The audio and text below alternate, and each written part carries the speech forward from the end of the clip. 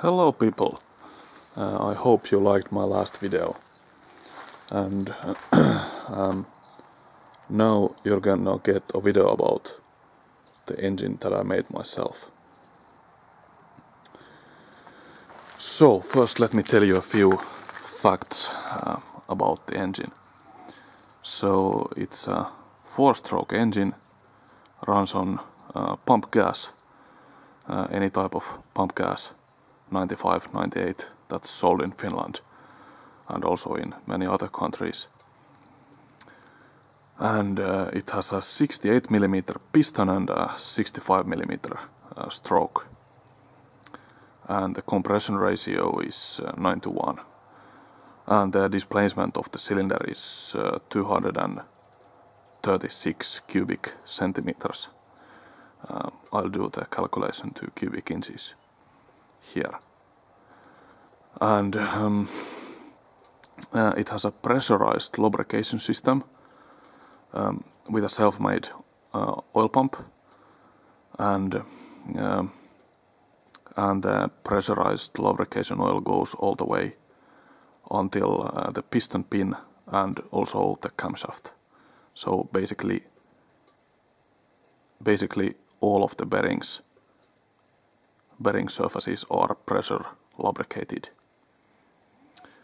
So no splash lubrication. And what else? Well, the oiling system has a filter, oil filter in here. It's borrowed from a Honda motorbike, just because it's the correct size. And what else? It has a single camshaft that's driven by this toothed belt, and the belt is at 16mm wide T5. It's a standard tooth belt. And it's running this carburetor, which is a Delorto SHA 14mm, so it's pretty small. And actually the carburetor is pretty bad, and I will change it soon, because it's a nightmare to tune in, and actually it cannot be tuned in because it has only one changeable jet. So I will have to change it. And as you can see, it's been built from scratch. The cylinder head and the block were made of 200 by 200mm piece of square aluminum 6083. And also the cylinder shell is made from that same aluminum, but from a round stock. And the cylinder has a cast iron sleeve that is replaceable. It was just pressed on with a tight press fit. The crankshaft is also made of one single piece, turned on a lathe between centers. It's actually made of structural steel, which is not very strong, but it has been I'm not sure what the process is called when you add some carbon to the steel, so you make it significantly stronger. So some carbon has been added to it, and also it has been hardened to about, I think, about 60 HRC. So the crankshaft is extremely strong now. And the connecting rod is made of aluminum, and also the piston is made of aluminum. And the piston and the con rod are both also completely handmade by me. And the material is 70-75 aluminum, which was the strongest that I could find. I know it's not the best possible alloy for making pistons, but it was the best that was available in here.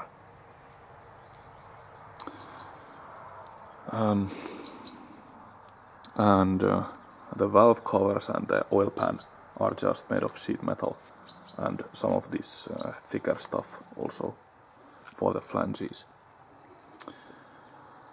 And many tiny parts are made of aluminum and steel and brass by me. And also the flywheel, it's right here, it's made of cast iron, and it's been, I think it's called night riding, that gives it the dark gray color, and it also makes it a little bit harder. And now let me show you this side. It has some oil pipes, a lot of oil pipes actually, and here you can see some of the electric stuff, ignition stuff. But first I think I will tell you a little bit about the lubrication system. So there is a gear pump in the oil sump, which is driven through gears from the crankshaft, and it sucks oil from the oil pan, and it goes into the block here, and it comes out from this steel braided hose, and it goes through the filter, and then it is divided into 3 places. From one is here, here, and here, and also one is right here for the manometer. So one of these oil pipes is for the cylinder head. These 2 are for the camshaft bearings, and this one, which is actually being cut down a little bit because of too much oil pressure to the valve lifters, as the engine also has hydraulic valve lifters, and the oil pressure was too high for the lifters, so I had to compress this pipe a little bit to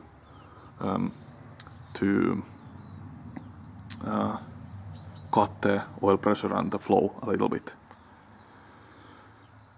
So, and the third one going from the oil filter is going through this unit right here, which is the pressure regulator. It's a spring-loaded piston regulator.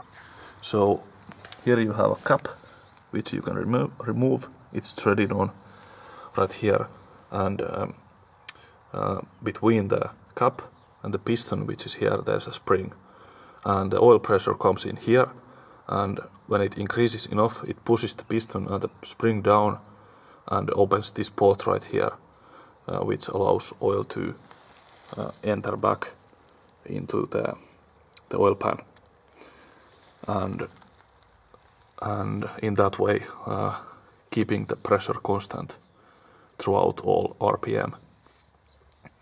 And this hose right here is the bypass, because there is no sealing except for the tight fit on the piston. Some oil is always passing through the piston, and this is where it's going. It's going actually to the valve cover right here. And why it's going to the valve cover is to increase the cooling effect, because there's not a whole lot of oil going into the cylinder head, but the more the better actually. So the oil spreads heat along the whole engine when it circulates. So the more oil is circulating, the better.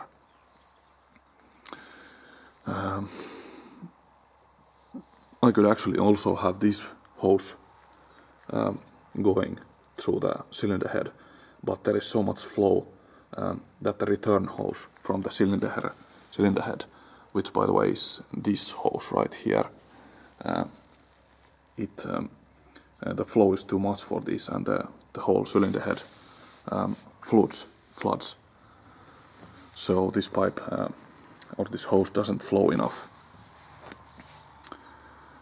And what else is happening? Well, let's go to the other side of the engine. And this pipe right here is the breather. It's connected to the oil pan, and it goes all the way to here, to this breather tank, which has a filter on top of it. And when the engine runs and you put your hand like this, you can feel the air coming out and inside.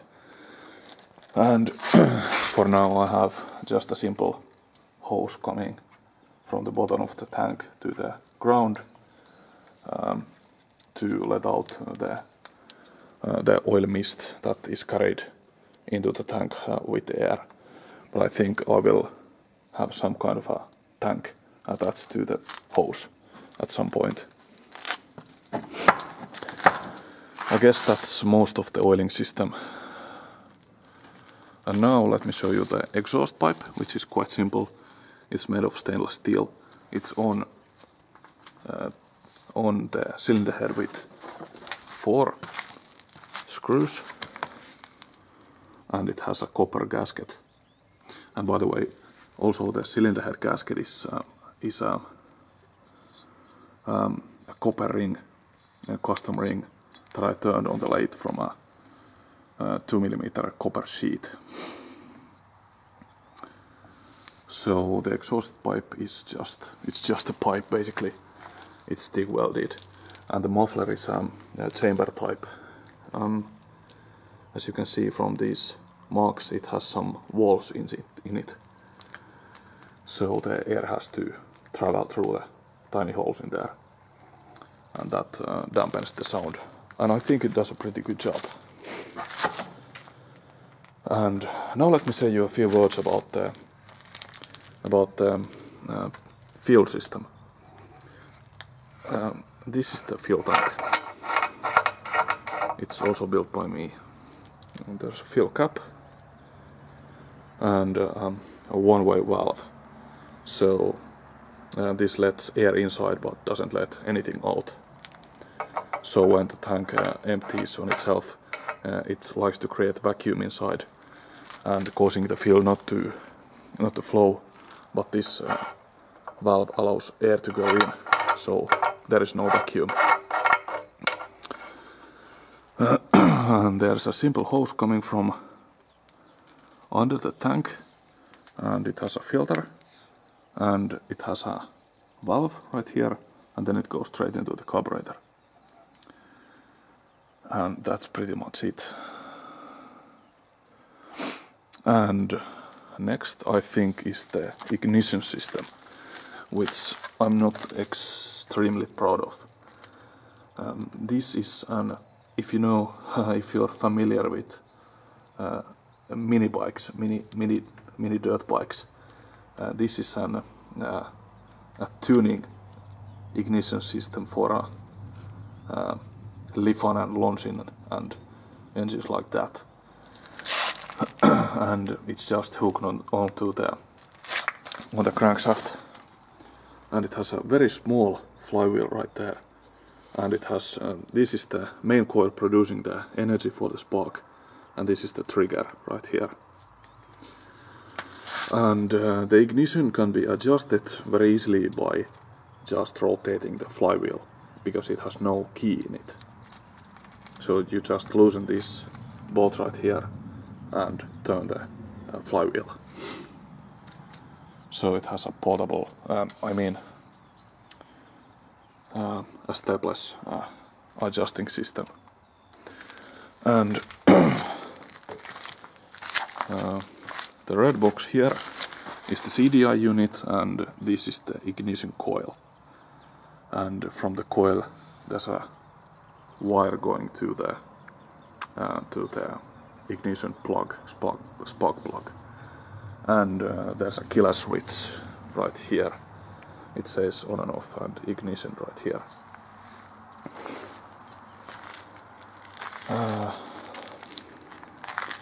And what else? Oh, one thing I forgot to mention about the carburation system is this is the throttle lever right here, and it has a wooden knob on it, which I'm pretty proud of actually. And this is how it works. It's dead simple, extremely simple, and the cable just goes to where it's supposed to go in the carburetor. Okay, I think that's pretty much it. I think I will also show you the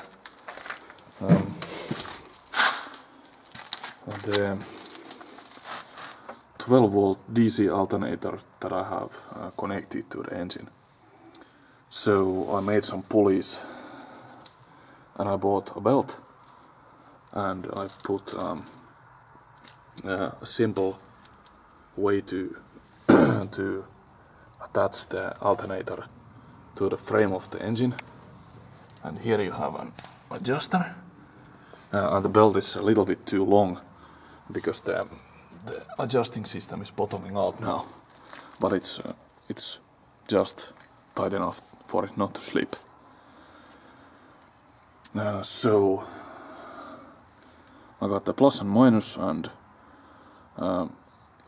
here I have the switch to switch on the charge and off, and the switch is right here. It says charge and on and off, and then it just goes to the battery and to the inverter. Okay, and a little bit more about this engine. This is my finishing work from school. So I'm an automotive engineer by my education. I finished my school almost a year ago actually, and it was the end of June last year that this engine was actually running for the first time. So it's been running for quite a long time, but I have been doing some improvements to it, and I think it's now being pretty close to being completely ready. But there's also some little things to add, but I will add them little by little. So I spent half a year planning this using SolidWorks, doing stress calculations and everything, and choosing materials and everything. It was a lot of work, and also the other half a year I spent building this, which also was a lot of work. And I think I have spent over 1,000 hours on this engine. On the outside it looks pretty simple, but when you start taking it apart, it has dozens and dozens of parts in it. And it really was a challenge to build it. And that's also what I was looking for, and that's what I got. And when I started building this, I wasn't completely sure if I was ever gonna able to finish it, but here I am. It's now ready and running. Also, it has some parts that I didn't make myself. So when I say it's 100% homemade engine, I am lying a little bit, because it has piston rings from a Nissan Micra, and it has a connection rod lower bearings from a Fiat 903cc engine, and it has valve springs from Toyota, and the retainers are from Toyota, and also the camshaft is modified from a Toyota shaft, and the valves are modified from a Toyota valves, and the valve lifters, hydraulic lifters, are from Mazda, a 16 valve engine, and of course the oil filter is from a Honda motorbike, and also of course I have some oil pipe connectors that are not made by me, although some of them are also modified, like this one. Also these pulleys are modified And of course these ball bearings are not made by me, but for example the main bearings of the crankshaft and also the camshaft are made by me. And even the head bolts are made by me. And the head bolt design, by the way, is a little bit different from the usual. It has left hand threads here and right hand threads here. So the bolt doesn't go through the head. It is between these two pieces. And I actually like that design, even though it's a little bit difficult to tighten. Yes, and so there's a handful of parts that are not completely made by me, but it's a very small amount. And I think all of them, maybe except the valve springs, could have pretty easily been made by me, but I had very limited time, so I had to sacrifice something. Okay, building the camshaft, for example, would have been very interesting, but I didn't have the chance to do it this time. But maybe I will try to make one of my own soon. Okay. So, if you have any questions about this, I will be very happy to answer. And also the video about building this is coming, but I don't know when I have the time to finish editing it, because it's a lot of work. Okay, I think this is the end of this video. It's already been long enough and my camera battery is also starting to die. But there's gonna be a second part on starting and running this engine. And I think it's gonna be my next video.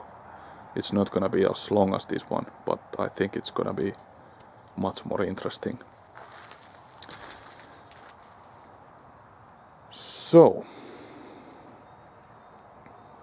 I think I will now say goodbye to you and thanks for watching, and please leave some comments and likes and dislikes and whatever. So, see you in the next video. I hope you like this one. Bye.